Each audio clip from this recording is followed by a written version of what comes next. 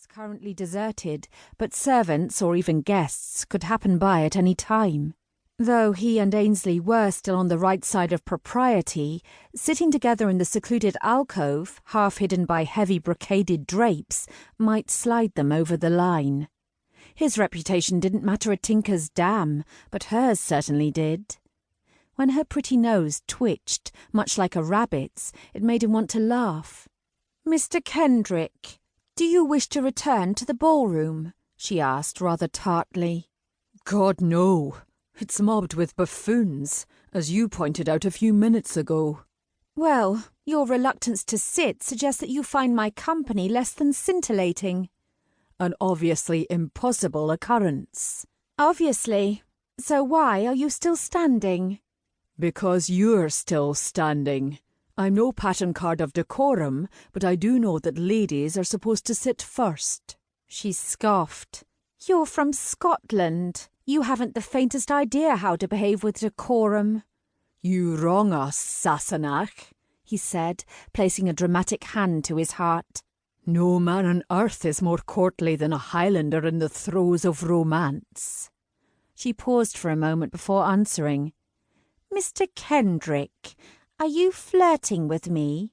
Of course he was. Rather badly if she needed clarification.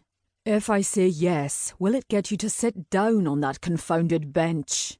His leg was killing him, blast it. Ainsley floated onto the seat in a graceful flutter of skirts. "You only had to ask." "I thought I did." "You most certainly did not." He shook his head. "Never mind. I was somewhat confused." "You are overcome by my presence, no doubt. Men always are, so there's no call to feel embarrassed about it." Ainsley shifted to make room for him as he carefully sat. The bench was small, crowding them close. "No, it's because I can't follow your convoluted mental processes," he said.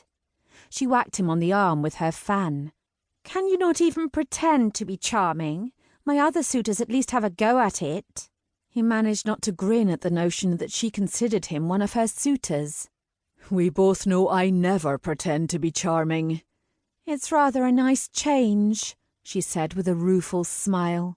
"Being surrounded by men desperate to flatter does get a bit cloying, especially since I can never tell whether it's me or my fortune they're principally after." Her damn great fortune stood between them like Hadrian's Wall. "Don't think about it.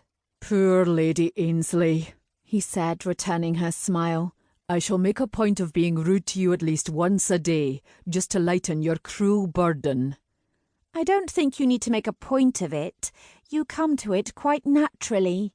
"And I consider it one of my best assets." "The hostesses of London might not agree. Just ask Lady Bassett. You managed to insult her before we even sat down to dinner." Royal hadn't meant to offend their hostess, who seemed like a perfectly decent woman. He'd been looking around for Ainsley and hadn't noticed that her ladyship was speaking to him. "I did apologise," he said. "That has to count for something." When she shrugged, a few tendrils of hair drifted down from her coiffure in silky wisps. Royal had to repress the impulse to brush them aside and set his lips to her smooth, graceful neck. "It doesn't really matter how rude you are," she said. "Your brother is a wealthy, unmarried earl, even if he is a Scotsman. So if the ladies of the ton wish Lord Arnprior to put in an appearance, they have to put up with you too. His lordship never goes anywhere without you, it seems." That was true. Nick was an absolute tyrant when it came to forcing him back into society. Royal would have been happy to spend his nights at their rented townhouse in Mayfair, alone with a good book, but Big Brother had decided it was time for him to start living again. Royal had vociferously disagreed, since attending dreary parties and fending off impertinent questions about the war hardly counted as living. He didn't even have the consolation of being able to twirl a pretty girl around the dance floor. It felt like he'd escaped the killing fields of Waterloo, only to die of utter boredom at the hands of the beau monde.